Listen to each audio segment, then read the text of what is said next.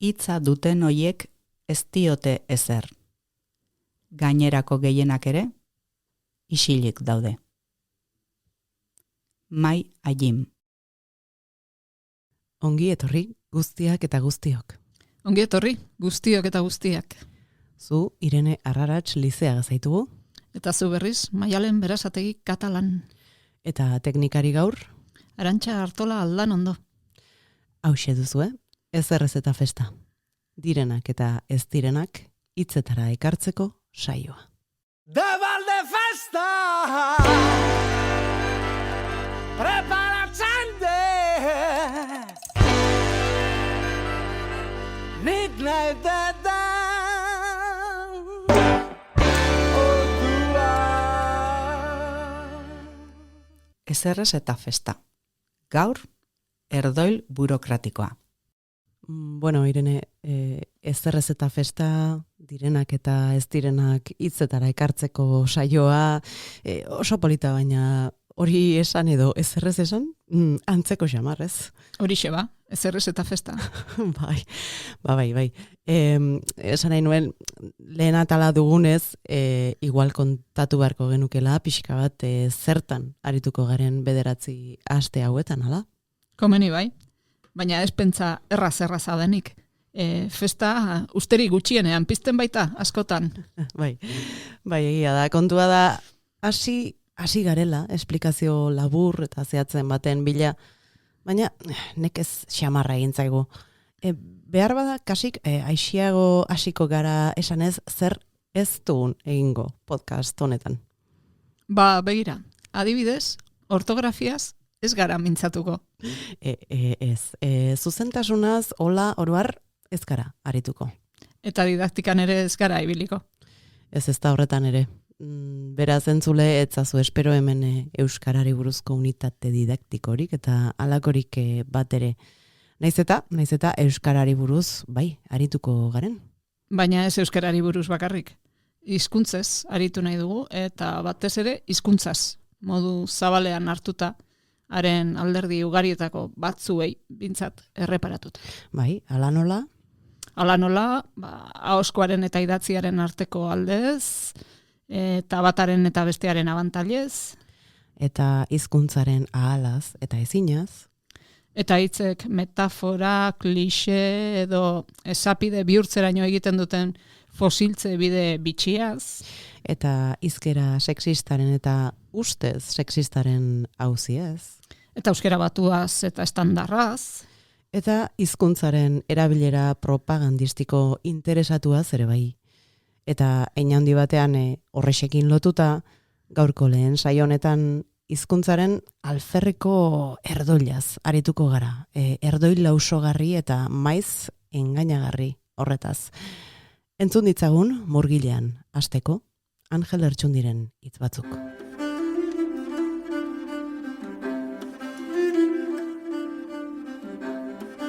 Ekonomia pixka bat ekarri beharrean gaude geure fraseologiara.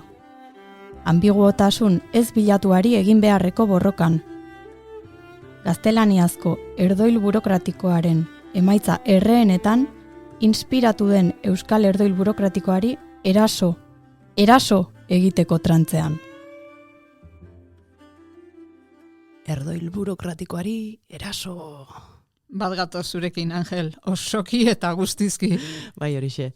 Dena den, erdoil burokratikoa esaten dugunean, zer esan nahi dugu zehazki? Zeren hizkera jakin horri gainera jarri izan dizkiote beste izen batzuk ere? Batzuek, txostenera esaten diote hizkera horri. Hain zuzen txostenetan duelako heldulekurik eta edalekurik erosuenetako bat. Baina berez, suelto ageri da beste toki batzutan ere. Prensa oharretan, manifestuetan, politikarien adierazpenetan, eta ondorioz, eta zoritxarrez, baita komunikabidetan ere. Bai, eta ondorioz, azkenerako baita gutxien espero eta nahi genukeen leku hurbilagoetan ere.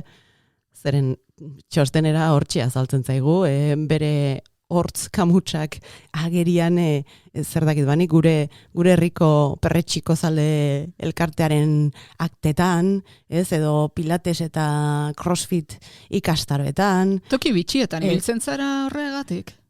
Bueno, denean ibili behar baita, izu. Bai. Ondo. Ez dakit, irakaskuntzako unitate didaktikoetan, ez, gaztetxe eta zaharretxeetako asambladetan, bizilagun komunitateetako bilera beti hain atsegin hoietan, non nahi? Izurri handi xamarra da, bai, egia esan. Eta aspaldikoa, Bai. Baina, esan beharra dago dena den, hau ez dela noski euskarari bakarrik dagokion fenomeno bat. Zorionez eta zoritxarrez, horretan ere normalak gara, euskaldunak. Beira, aldaera ustez sofistikatuta maiz ulertezin horretan, beste hizkuntzen pare-parean gaude. Bai, bibagu. Bueno, biba ez dakit, baina ez dakit. Euskeraz, esan dugun bezala, txostenera hitza asmatu dugu, baina beste hizkuntza batzutan badituzte beste izendapen batzuk hori bera adierazteko. Adibidez, langdeboa edo egurrezko hizkera ere esaten diote, batez ere politikariek eta disimulerako erabiltzen duten hizkera horri. Bai, ez alda azken batean hau Italo Calvinok aipatzen zuen antilingua hori. Bai, hizkera bera da. Ñabardura batzuk gora bera, bai. Entzun ditzagun haren hitzak Calvinok berak adibide ezin hobe batez ilustratu zuen eta zer den antilingua. Funtzionarioa idazmakinaren aurrean dago. Galdekatua berriz, haren aurrean. Eta zalantzati erantzun diaren galderei. Baina alik eta zehatzenik adierazi nahian esateko daukana. Sobrako hitzik gabe. Goizean goiz, sotora joan naiz estufa piztera. Eta ardo botella batzuk topatu ditut ikatzkutsaren atzean. Bat hartu dut, afaritan edatzeko. Enekien goiko upategian lapurretan egin dutenik. Zirkinik egin gabe, funtzionarioak bizi-bizi idatzi du idaz makinaz bere transkripzio leiala. Behan sinatzen duenak, goizeko lehen orduetan bertaratu berarik sotoko lokaletara berokuntzaren instalazioa funtzionamenduan jartzeko asmoz, deklaratzen du kasualitatez ardogintzako zenbait produktuen aurkikuntza burutu duela. Zeinak erregai edukia biltzeko untziaren atzeko kokapenean baitzeuden. Eta artikulu haietako baten ateratzea gauzatu duela. Ilunabarreko otorduan sabeleratzeko helburuz. Ezagutu gabe nolako haustura gertatua zen goiko solairuan kokatutako establezimenduan. Egunero, gehien bat duela 100 urte hasi eta orain arte, gure herritarretatik milaka batzuek buruz itzultzen dute italieratik existitzen ez den antilingua batera. Makina elektronikoek bezain bizkor itzuli ere. Abokatuak eta funtzionarioak, ministerioetako kabineteak eta administrazio kontseiluak, egunkarietako eta albistegietako erredakzioak antilinguan aritzen dira idazten, hitz egiten eta pentsatzen. Antilinguaren ezaugarri nagusia zera da. Nik terrore semantikoa esango niokeena. Hau da, berez esanahia duten hitz guztiak desagertu egiten dira. Botila, estufa eta ikatza hitz lizunak balira bezala. Joan, topatu eta jakin hitzek dolorkeriak izendatuko balituzte bezala. Antilinguaren motivazio psikologikoa zera da. Zinezko harremanik ez izatea biziarekin. Hau da, sakonean nork bere burua gorrotatzea. Hizkuntza biziko bada ordea, ezinbestekoa du bai biziarekiko harremana, eta hortik sortzen da komunikazioa, eta bai existentziazko betetasun bat, eta hortik sortzen da adierazbidea. To eta no. Txostenera autogorrotuaren hizkera. Calvino dixit. Calvino noski italeraz eta italerari buruz ari zen. Baina fenomeno bera geri da, beste hizkuntzetan ere. Entzun berri dugun testu horretan, oso garbi azaldu zuen zer den antilingua hori. Bai, ardogintzako nola zenbait produkturen aurkikuntza burutu. Ufa. Bai, arrapazan norputik. Ondo reparatuzkeo gaina kontuatuko gara, antilingua ez dela txiripa sosatzen, guain horrela eta guain gero bestela eta baditu ezaugarri formal jakin batzuk, behin eta berriro errepikatzen dianak eta edonorgo gaitzeraino. Bai, eta edon hori sinetxarazteraino gainera hori dela jarduteko modu errespetagarria. Bai, lehenago ere esan dugun bezala, izkera administratibotik dator eta komunikabidetara zabaldu da, eta hortik herritarrengana. Batez ere, jendaurreko jardunean, eta ustez dotore eta gutxienez formal aritu nahi dugunean, ez da. Entzun ditzagun berriz ere, mesedez, Angel Lertxundiren hitz batzuk. Errealitatea lanbrotu eta manipulatu nahi duenak, iguina die hitz aratzei, esaldi gardenei, etxai ditu. Antilingua praktikatzen duenak, terrore semantikoa dio errealitatea zuzen izendatzeari. Lanari lan eta esplotazioari esplotazio deitzeari. Gauzen eta gertaeren izaera lausotzen du halakoak. Zehaztasunak amusten du ustezko dotorezia baten izenean. Hitzak eta esaldiak luzatzen ditu. Burokrazieraz gainezkatzen ditu legeak, diskurtsoak, informazioa. Antilinguaren gristasuna barreiatzen du hizkuntzaren zirrikitu ezkutuenetaraino ere.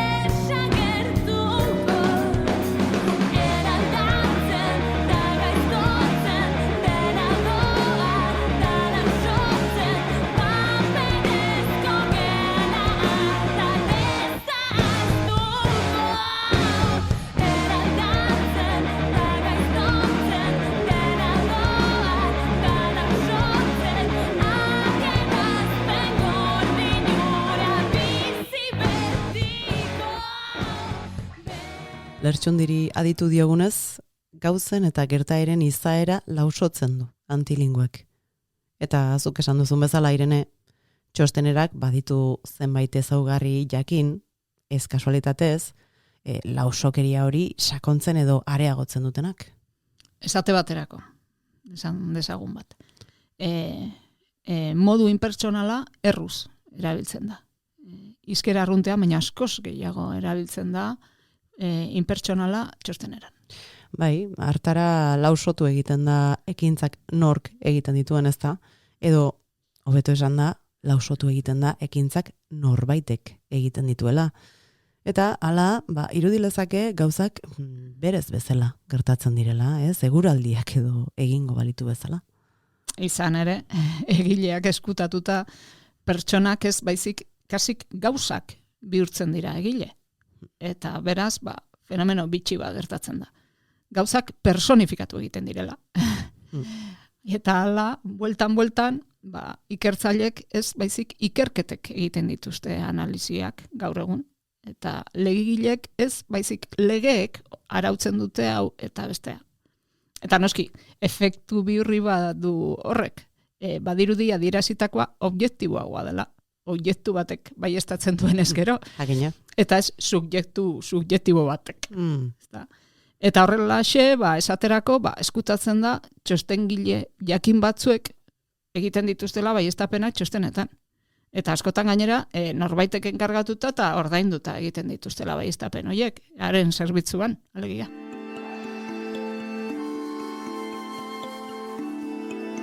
hizkera argiaren etsairik handiena, zintzotasun falta da. Egiazko helburuak eta aitortutakoak bat ez datozenean, batek zera egiten du. Hitz luzeak eta esapide maiztuak erabili senez edo. Tinta botaka dabilen txibiak bezala. George Orwell. Batzuek inertziaz idatziko dute horrela seguraski, gaur egungo joeraren luizi horrek aurrean eraman da. Eta beste batzuek agian ez dakitelako honetara ezkero beste modu batean idazten jendaurrerako, ez? Baina argi dago maiztxo nahita erabiltzen dela antilingua. Batzutan ez komunikatzeko erabiltzen da antilingua, baina argi dago antikomunikatzeko, esan dezakegu. Horixe da antilinguarik zitalena. Hala ere, bada hor paradoxa bat edo. Zeren, egilea eskutatzeko tema horrek berak saldu agerian usten, hain xuxen, zerbait eskutatu nahian gabiltzala. Asmoa ez dela, ez dakit, guztiz gardena eta kontatzeko modukoa. Bai, horrela begiratuta bai, baina beti ere erne egon behar ezkutalariak esaten duenari ez ezik, esaten ez duenari ere antzemateko. Eta esaten duena nola esaten duen antzemateko, ziria non dagoen harrapatzeko. Horixe bera bai, izan ere batzuk oso jaioak eta azeriak dira, eta ederki dakite zer ratzizki jarri hemen, zer hitz luzatu hor, eta hain zuzen ere antilinguan ederki trebatutako pertsonaia baten hitzak entzungo ditugu orain. Marguerite Yourcenarren L'œuvre au noir, eleberri ospetsukoak. Itzulinguru komenigarri guztiez, bildu nuen nire pentsamendua. Kontu handiz. Letra larri bat jarri nuen hemen. Izen bat han. Areago, onartu nuen atributuz eta substantziaz beteriko aparatu astun batez zamatzea nire esaldiak. Gure alkandora eta galtzekin gertatzen dena, gertatzen da berbaje horrekin ere. Babesa ematen dio soinean daramanari. Eta modua ere bai, azpitik biluzik egoteko lasai asko. Itzulinguruak, atributuz astundutako esaldiak. Sarri, pasarte honetan entzun dugun bezala, esateko askorik ez dugula disimulatzeko, balio izaten du txostenerak. Alegia, larru utxutxean ibili bai, baina jantzirik bagen biltza bezala ibiltzeko. Mozorro baita, azken batian. Baina batere gerraziarik edo txinpartarik gabea, eta inauteriak izan gabe ere erabiltzen dana.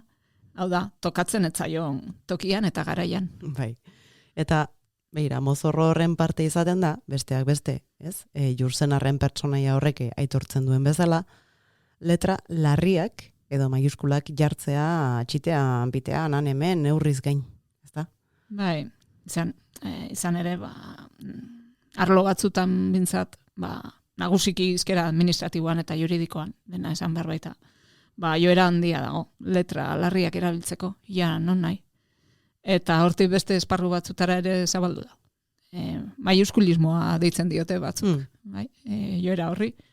Maiuskulakeria ere asmatu genezake. Edo letra larrien larrikeria, edo halako zerbait. Ona. Azkenerako gainera batzuetan kontrako efektua ere gertatzen da halakoetan. Hau da, testu guztia maiuskulaz josiz gero, ez, dena baldin bada maiuskula, orduan hitz jakin batzuk nabarmendu ordez, eta hori izaten da berez maiuskularen funtzioa, gogora ezagun, horren ordez, dena berdintzen da, eta nabarmendu beharrekoa zena berriz, maiuskula, saltsa batean urardotzen da. Maiuskulaekin bakarrik ez.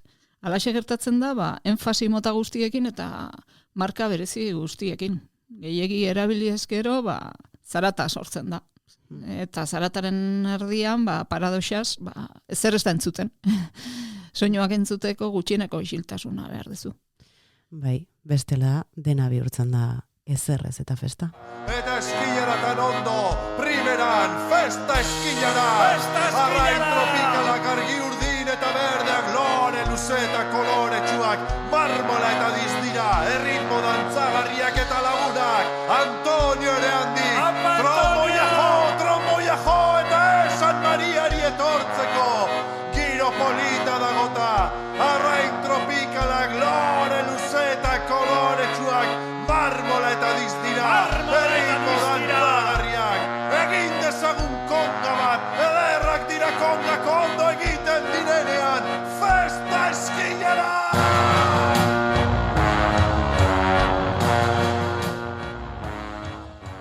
Entzun beharrekoa entzuten uzten ez duen zarata eta piroteknia, hipertrofia linguistikoa, horixe du ezaugarri antilinguak. Eta hipertrofia horretan izen, estilo edo substantibazioarena ere nabarmena da, ezta? Normalean, ez beti noski, baina normalean bai, aditza izaten da esaldiaren ardatza. Eta errota bati ardatzak entzen badiogu, dakigu ze pasatzen den, ezta? Txosteneran hain zuzen, aditzak izenekin ordezkatu hoi dira. Etengabe, neurriz gain, edo izen zintamekin. Eta etengabe esan dut, eta hortxe dago koska. Horrela, arindu beharrean, alferrik kargatzen da esaldia eta trinkotzen. Azken batean, pozoiei buruz esaten dena esan liteke izen estiloari edo estilo nominalari buruz, ere? Dosiak bihurtzen duela pozoi, edo argiago esan da, kasuentan, gaindosiak. Gaindosiak, bai. Dena den, ez dakit, norbait despistatu xamar ibiliko da agian ez, gu bezalako frikia ez den norbait agian ez, substantibazioaren kontu honekin, baina seguru nago adibideren batekin segituan ulertuko dela. Zertaz ari garen. Eman dezagun esaldi hau. Onuragarria izan da, lana antolatzeko egitura aldatzea.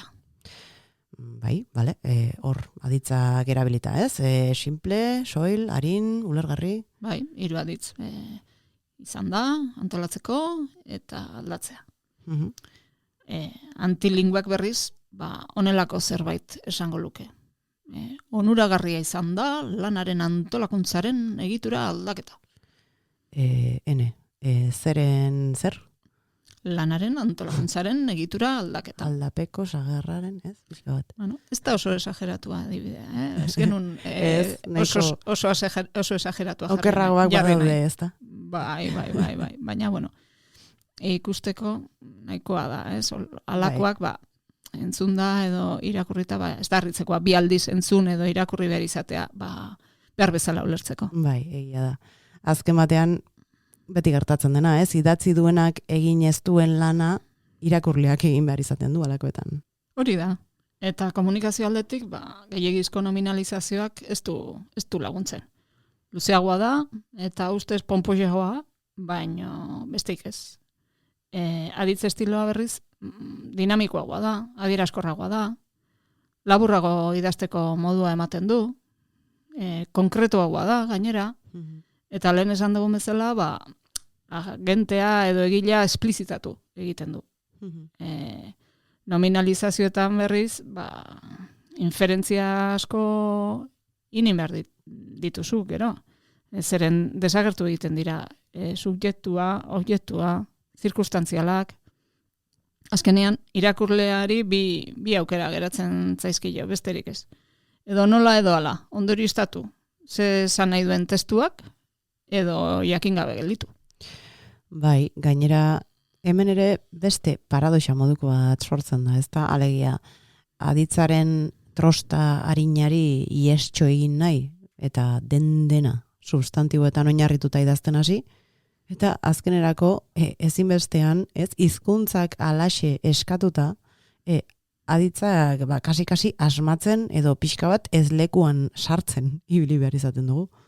Aditzik gabe zinbaita urruti joan, diskurso antolatu batean.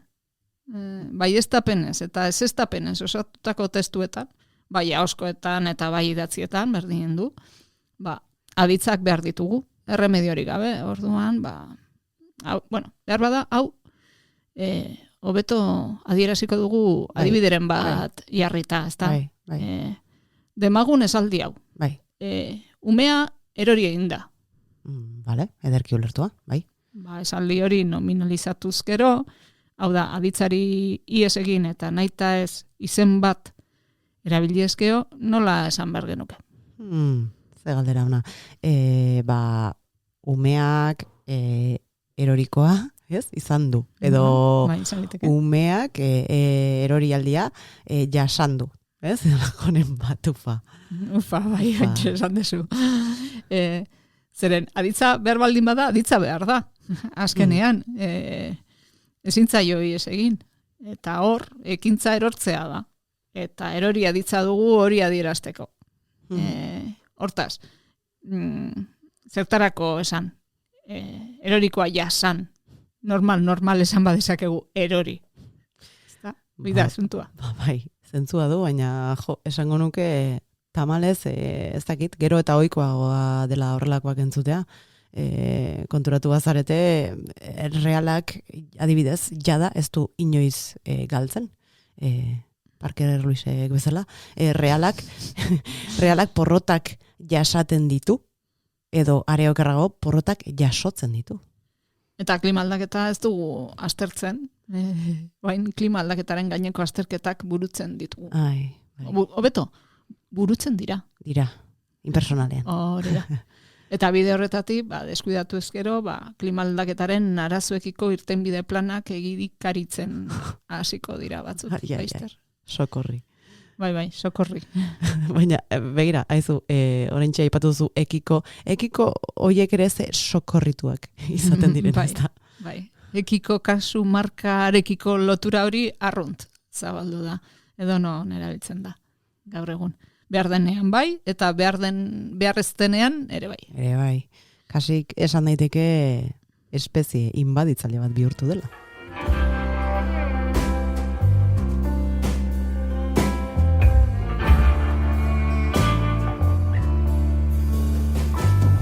Lo zaudela imaginatzen dut ze animalia ginaken gu zu jango nindukezun edonik jango zintuzkedan zu noren arrapari noren zelatan gure eremu babestu honen mugatan edo isilean desagertzen doan espezie bereko bipiztia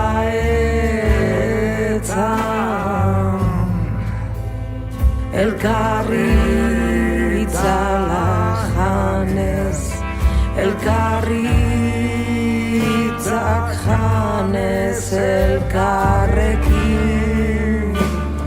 desagertuz isileraz. Jakizu, entzule, hemendik aurrera gehiagotan ere adituko dugula Anariren kantu eder hori. Izan ere, podcast honetako atal berezi baten sintonia edo kasi ereserki gisa aukeratu dugu, ezta? Dena kontatzen hasita aitzakia handirik ez genuen behar guk Anariren kantu batila astero jartzeko. Hori ere egia da bai, aitortu beharra dago. Baina, tira, kontua da, esan bezala, atal berezi baten hasiera iragarriko digula kantuak. Bai, espezie inbadituen eta espezie inbaditzaileen atala. Bai, izan ere, entzun duzu, desagertuz doan espezie baten metafora edo darabil Anarikor, eta guk, aspalditxoen kezka edo dugu, ekosistemetan eta gertatzen den bezalaxe, ezote diren zabaltzen ari hizkuntzan ere, eta gure kasuan euskaran, zenbait hitz, egitura eta bar, beste hitz eta egitura batzuei tokiak entzen ari zaizkienak, hau da, beren habitat naturaletik edo ohikotik izugarri edatu eta beste espezie gaixo batzuk ordezten eta iaia desagerrarazten ari direnak. Dena den, eta hau argi gera dadila, ez dugu zentratu nahi hizkuntza guztietan modu naturalean gertatzen diren ordezkapen horietan. Azken batean hizkuntzak aldatu iten dira, etengabe eta aldatu behar dute. Hain zuzen, espezie bat hobeto egokitzen bada komunikazio beharretara, abantaila komunikatiboren bat badu, ez da harritzekoa, aurrera egitea eta bere tokia hartzea. Guk hemen gehien bat diglosiaren eta gure egoera petrolaren eraginez galtzen ari diren espeziez aritu nahi dugu. Eta izugarri zabaldu bai, baina abantaila komunikatiborik ez dakarten espeziez. Bai, zeren oraintxe esan duzun bezala, hitzak edo egiturak aldatzea edo moldatzea normala da, eta hala behar du, ez, are. Baina motiboak interesatzen zaizkigu guri, zeren susmoa dugu, hori ez, espezie inbaditu eta inbaditzaile hauetako asko, eliratekeela, segurazki alakoak izango, baldin eta euskera normalizatuago balego eta inguruko erdaren eragina hain ikaragarria ez balitz. Eta behar den guztietan esango dugu hori. Baina, hori esan da, ekin diezaiogun gaurko espezieari. Gaurko esan dezagun zebra muskulua, ez? Gaurko espezie inbaditzailea, lehen aipatu dugun esaldi horretan agertu zaigu, adibidez, arazoekiko irtenbideak aurkitu. Hora agertu da, baina adibideak aspertzeko adina eta gehiago daude bastar guztitan. Esaterako, zurekiko babestu dut neure burua. Edo gai horrekiko iritzia. Bai, beraz, entzun duzu, argi xamar gelditu da, ez? Ekiko kasu marka da gaur aipatuko dugun espezie inbaditzailea. Baina, hori, nolabait esateko, espezie horren izen arrunta da. Izen zientifiko hola latinezko edo bat, jarri beharko bagenio, Irene, nola jarriko genioke, ekiko honi? Olgetan benetan, baino gehiago olgetan ari garenez, soziatibus oroializ, esan dezakegu. Ederki jarria. Eta zergatik esaten ari gara soziatibus oroializ hori espezie inbaditzailea dela? Kontua da, elementuak elkarri nola lotu oso garbi ez daukagunean, komodin gisa edo erabiltzen dugula askotan, hori da kontua. Edo zer, edo nola pegatzeko edo. Atzean, ekin kasu marka dago, eta horriko gehitzen zaio, ezta? Bestekin dudan harremana, esaterako, bestekiko harremana da, eta ederki osatua. Bestekin dudan adostasuna, bestekiko adostasuna. Bestekin dudan lotura, bestekiko lotura, eta bar. Hori du erabilera nagusietako bat, eta oso praktikoa. Baina gai horrekiko iritzia esaten badugu, adibidez, inbaditzailea da, hor aski baita gai horren inguruko iritzia esatea, edo gai horri buruzko iritzia. Bai, nahikoa. Dena den, aldiz, paradoxa eman lezakeen arren, ekiko hori espezie inbaditzailea da erabilera jakin honetan, ez, orain aipatu dugun horretan, baina beste batean aldiz, galtzorian dagoen espeziea da, ez da? Esaterako zebra muskulua aipatu duzu. Bai. Eta halako animalia bat deskribatu beharko bagenu, esan genezake, marra zuribeltzekiko muskulua dela. Bai, alegia, marra zuribeltzak dituen muskulua, ez? Hori da. Gaur egun gehienok alaxe esango genuke, aditza erabilita, zuk egin duzun bezala, baina beste formak ere badu tradizioa. Eta oso ondo dator modu trinko hori ere. Esaterako, esaldi konplexuetan komeni ez bazaigu beste aditz bat erabiltzea. Eta badadu beste erabilera eder bat. Pentsatu dut nirekiko eta olakoak. Pentsatu dut nire artean esatearen parekoa edo. Bai, egia. Horra hor beraz, ekiko bitxia. Espezie inbaditzaile inbaditua.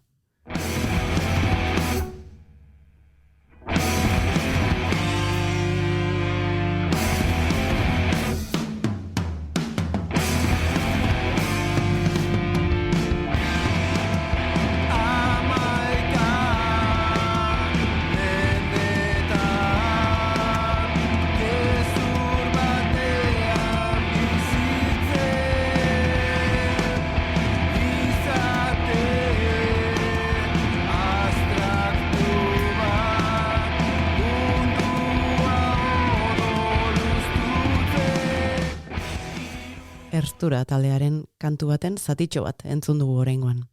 Eta ez dakigu musikari hauek zeri buruz ari ziren zehazki hor, baina gurera ekarrita aipatu duten hori ez da behar bada antilinguarentzako definizio txar-txarra ere.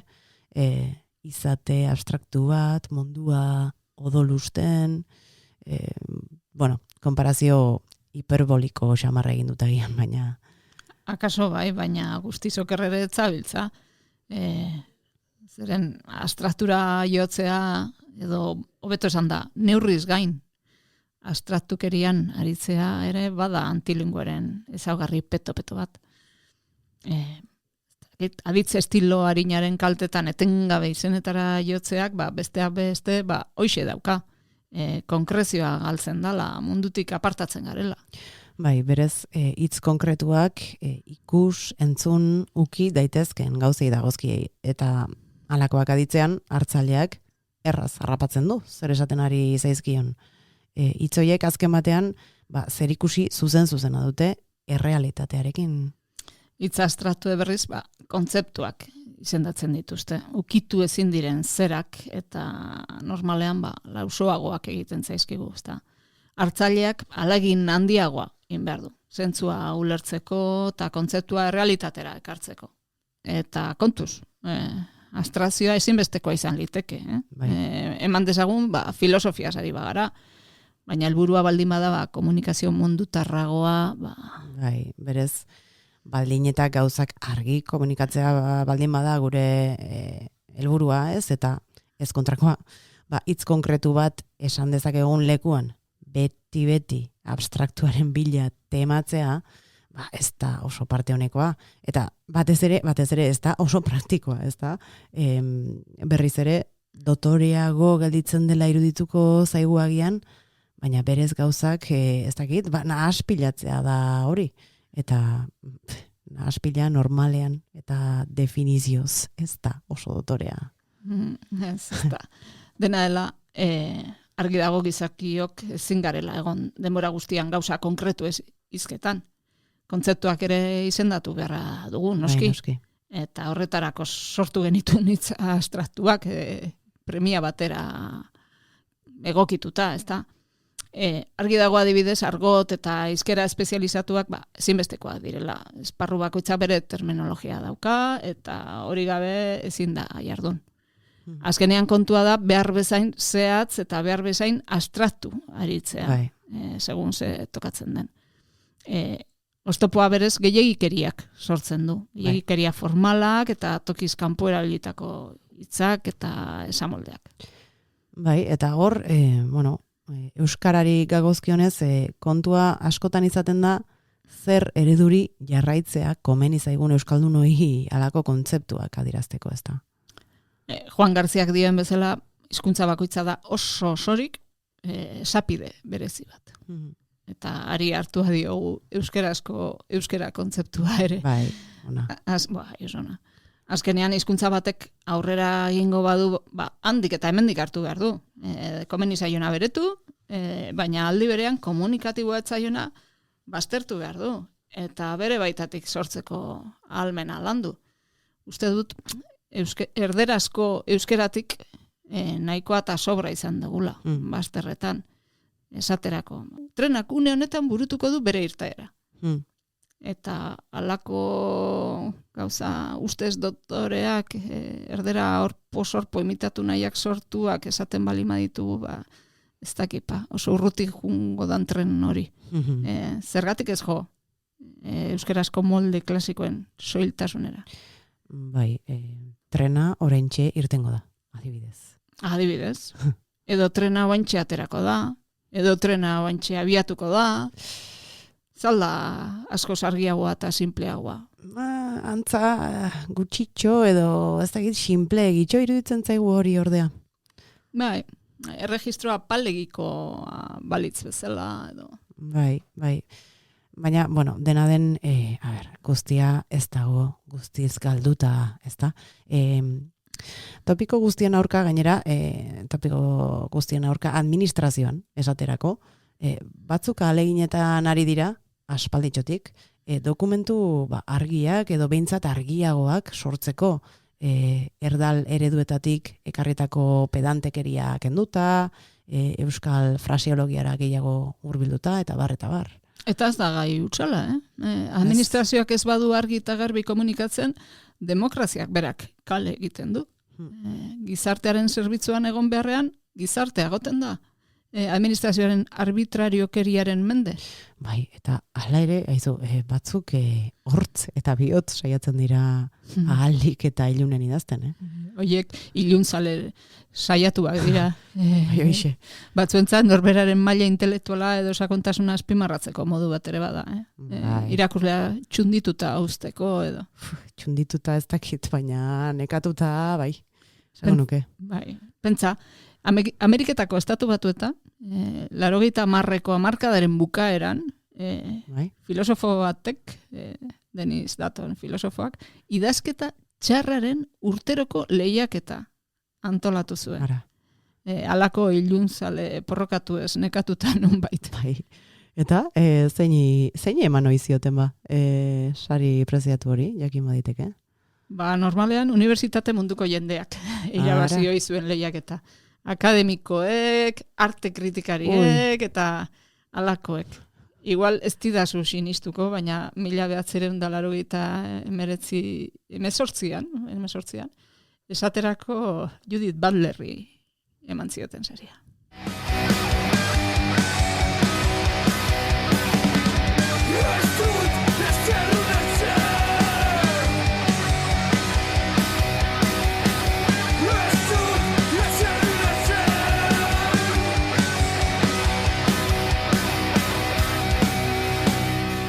Idazketa txarraren lehiaketa argi dago, kritika ironiko bat izan zen. Baina ez da izan halako kasu bakarra, ez da? Ez, hor dago adibidez, sokal afera esaten dioten hori ere. Sokal afera, etzait ezaguna egiten. Tere Maldonadoren Hablemos Claro liburuan izan nuenik, haren berri. Maldonado kontatzen duenez, 1986an, unibertsitate bateko aldizkari akademiko batek argitara eman zuen artikulu bat izenburu hauxe zuena. Eta ondo irakurtzen dudan, arnasa hartuko dut. Eta irekiko matxoak. Mugak transgredituz, gravitate kuantikoaren hermeneutika transformatibo baterantz. Itxiko matxoak. Kontxo. Bai. Eta Alan Sokal izeneko fisika irakasle batek idatzia zen artikulua. Izenburu horrekin oso gauza mamitsua dirudi, ezta? Bai, ez dakit, jende biziki burutsuarentzako artikulu bat ematen du. Testua argitaratu eta gero, Sokalek jakinarazi zuen dena gezurra zela. Bai, orrialde oso osorik idatzi zituela, zentzugabekeriaz beteta. Izkeran patuta eta pustuta, hori bai, modako izkera sofistikatu batean. Asko kirentziko zuten porrua, ez da? Seguro asko, bai. Sokalek azken batean salatu nahi zuen, ze aixe bat egiten duten zorroztasun faltak eta izkeraren gehiagikeriak. Sakontasun itxura eman nahian. Bai, eta nola horrela idatziz, ia edo zer txorakeria esan, edo saldu dezakezun, serio. Hain zuzen ere, Tere Maldonadok, aipatu dudan liburu horretan dioenez, antilingua esan diogun horrekin lotutako bi fenomeno nagusi ikusten ditu berak, gure inguruan gaur egun. Bata, gero eta gehiago erabiltzen direla, argot ulertezinak eta gero eta bihurriagoak direla. Eta bestia, etengabe errepikatzen direla makulo obsesibo batzuk, ezta? Esate baterako, gorputza jarri, interpelatzen hau, zeharkatu egiten hau, gaur egun dena da erronka, dena da desafioa, iraultza malakoa izango da edo ez da izango. Ez da izango, bai, gaur egun dena da ekimena, dena aldarrikatzen da, dena hausnartu, partekatu, ez? Hori bai, egin, ez dakigu zehazki zer egiten den. Egia da gu ere hementxeari garela txor, ez? Baina esan nahi duguna da jendeak jada ez duela, besterik gabe hitz egiten, edo ez duela eztabaidatzen, ez? Adibidez, orain jendeak, elkarrizketak izaten ditu, edo iritziak elkarbanatzen ditu, edo hausnarketak partekatu. Ui, bai. Zu badakizu euskeraz partekatu hitzak lehen adieran zezan nahi duen, ezta? Alegia, zatikatu, zenbait partetan banatu, partekatu, zatikatu bezala. Begira. Horrela begiratuta berez, askoz ere egiatiagoa da hitza, ez? Kasi. Bai, berez, konpartitu ez daki, baina zatikatu asko zatikatzen da mundu hontan. Leloak eta erretorika. Leloen erretorika esan nahi dezu. Nola litzateke, lelotorika edo lelorika edo. Bai, da. Berorika eta bain lelorika. Lelorika. Ez dakit. Maldonadok dioen bezala bi fenomeno horiek gauza kezkagarri bat usten dute agerian, ez da? Gero eta murritzagoa dela, kritikoki pentsatzeko gure gaitasuna ez ezik, baita pentsatzeko gure gaitasuna bera ere. Egia da, estereotipoak ezin direla sekula guztiz saiestu, baina berriz esango dugu, gehiegikeria da arazoa. Behin eta berriz esaldi bera botatzea, egitura bera, irudi bera, azkenean, ez dakit, horrelaritzeak azkenerako blokeatu eta indargabetu egiten du pentsamendua. Bai, horrela txipitxapa, txostenera lelo bihurtzen da azkenerako, eta orduan akabo nabardurak. Eta jakina da, jainkoa xetasunetan dagola, eta deabrua ere bai, Deabrua ere bai.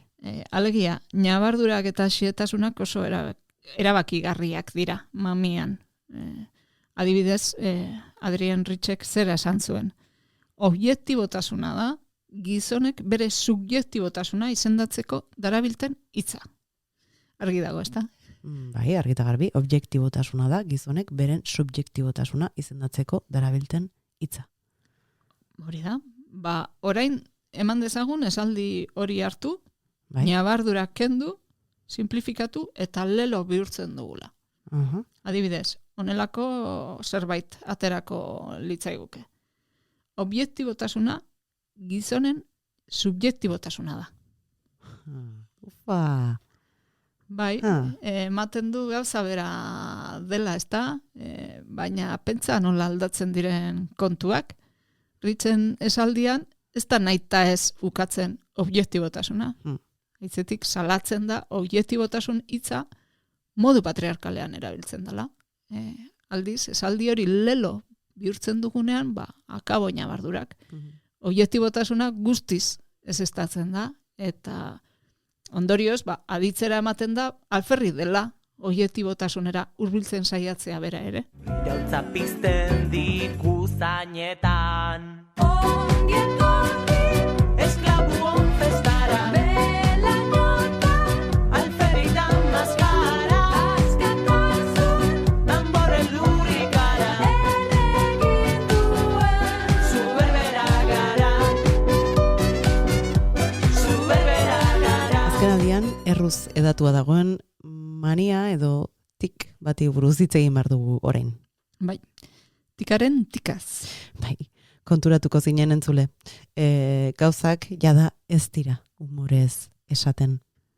Eta ez oso serioa garelako, baizik eta humore tik esaten direlako. Gauzak jada ez dira eraberean humil edo humiltasunez esaten. Baizik humiltasunetik. Eta amorrutik, maitasunetik, eta abarretik. Bai, gaztelaniaz izurri bihurtu da, eta izurriak izugarri gustatzen zaizkigun ezantza, hitzetik hortzera darabilgu guk ere orain. Tere Maldonadok ere hitz egiten du, horri buruz, bere liburuan. Bai, hori da, entzun ditzagun, haren hitzak.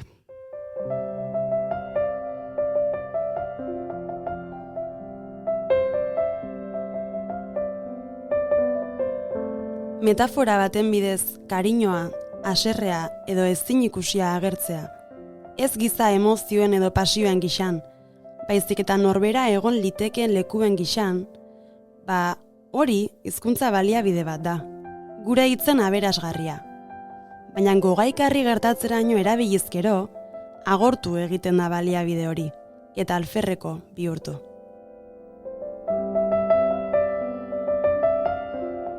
Gainera, kontua ez da bakarrik aspergarri suertatu daitekela. Muturreraino eraman ezkero, tikismo horrek izan litzateke nahi gabeko ondorioak ere, ezta? Bai, Maldonadoren hitzak irakurriko ditut, berriz ere. Eta irekiko matxoak. Zoritxarrez, esan beharrekoa nondik baiestatzen den esplizitatzeko tema horrek, azkenerako eskutatu egiten du zer baiestatu den. Gauzak nondik esaten diren. Horrek baino ez du inporta. Ez zer gauza esaten diren. Eta itxiko matxoak. Bai, hori da. Eta nondik hori hipertrofiaraino eramateak eta zer esaten den ezkutatzeak, horrek ez du kasualitatez zer ikusirik izango gaur egun hain nagusi den individualismorako eta narcisismorako joerarekin ere. Susmo horixe du Maldonadok. Ez dakigu zer ote den lehenago, batek bestea ekarri ote duen, eta hala bada, zerk ekarri ote duen zer, baina Maldonadok dioenez, kapitalismo berantiarreko gizarteetan, nork bere burua espresatzea, nabarmen gailendu zaio zerbait espresatzeari. Eta subjektua, edo nia, nahiago baduzu, beti dago objektuaren gainetik, zeraren gainetik. Tarteka, ordea, komeni da, nork edo nondik azpimarratzeari ustea eta zer azpimarratzea. Bai, bestela salatzen ari garen horrexen trampan erortzen gara bete-betean. Hoxe, eta hori saiesteko Maldonadok bi gauza proposatzen ditu. Batetik, botere pozizioi mozorroak entzea, bai, noski, baina era berean haien diskursoak argudioz ez estatzea. Hau da, kontuan hartzea nor mintzo den eta beraz, ze interesen alde mintzo den, baina aldi berean zer esaten dugun ere azpimarratzea eta horretan zentratzea, argudio sendoetan bermatuta. Spoiler, hainbiro zailagoa izango da, sare ontatik askatzean, pozikan milarma gue guraldiaz nola, halaxe mintzatuko da, neurri berean, eguraldia gutaz. Tikaren tiketik, eguraldira etorri gara oraintxe berri txarraken kantu horren bidez. Izan ere txosteneraren izurria girora eta eguraldira bertara ere iritsi zaigu. Bai, antilingua mikroplastikoa bezalakoa da, denean dago. Antilingua ari du, goian behan, zarra. Pentsa, gaur goizean elurra egingo duela esateko adibidez gutxitxo iruditzen zaigu esatea. Gaur goizean elurra egingo du. Bai, egia. Horren ordez, nola esango genuke gaur egun, hola dotoresko gelditzeko, egunaren hasierako orduetan zehar, prezipitazioak izango dira elur moduan edo elur forman, edo horrelako zerbait, ez? Hobe genuke, bai, alakoetan Truman kapoteri kasu pixka bat egingo bagenio. Zer zioen, ba? Kapotek? Arkatzari baino fede handiagoa ziela guraizei. Kiski. Bai, egia da dena ezin dela moztu, noski. Bestela testurik gabe geratzeko arriskua ere izango genuke batzutan. Bai, hori bai ez errez eta festa. Eta gogoan izan beharrekoa da Jorge Luis Borgesek zioen gauza bat ere. Alegia, askok uste dutela idazlari zehatza dela 10 esaldi laburretan luzatzen dena. Eta ez esaldi luze bat gobernatzen dakiena. Baina berez, luze zein motz, importantena da azken batean, zer non erabiltzen jakitea. Bai, eta ahaleginak ilunkerian aritzeko ez, baizik argi aritzeko egitea. Bai, azken batean argi hitz egitea elkartasun egintza bat ere bada. Bestea beste gainerakoak jendea kontuan hartzea eta kolektibo baten parte izan nahi izatea.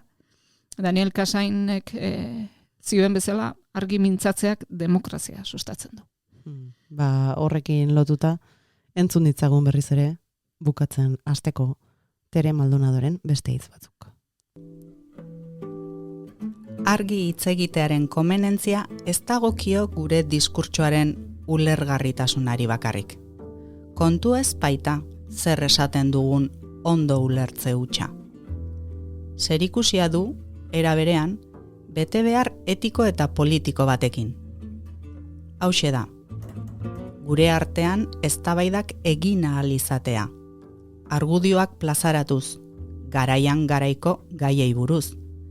Eta, eztabaida hoien atzean ez egotea motivazio ilunik, mahai azpian ezkutaturik.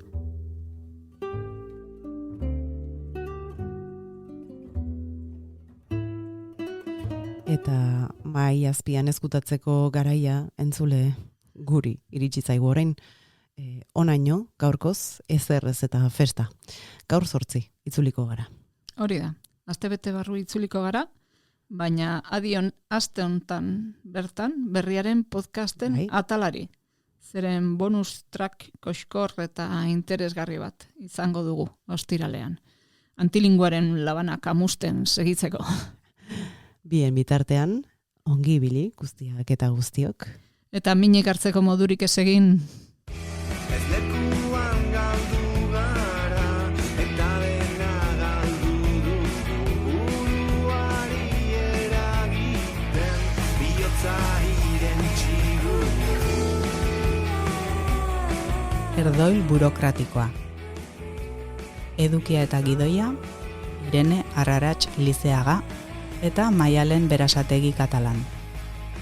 Irakurketak: Arantxa Artola Aldanondo, Leire Errandonea Garzia Larratxe, Mirentxu Larrañaga Zueskun, Ane Ubegun Goikoetxea eta Nerea Urriza López. Muntatzea: Oli Artola Apeztegia eta Lara Madinabeitia Nanklares.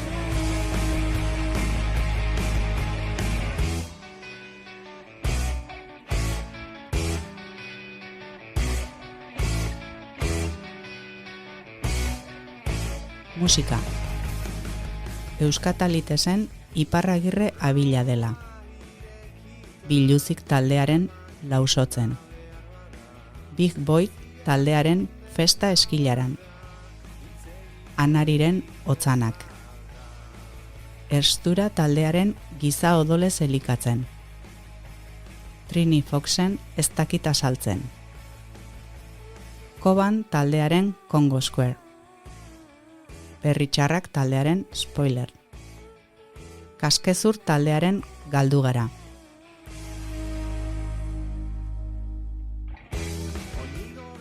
Aipuetako musika: Alos Quartet taldearen Ikusten duzu goizean. Mari eta Kanaki. Goiz eta We Are. Xavier Zeberioren Uretan. Mikel Urdangarinen Agurra. Eta Angel Unzuren Ados, Ados.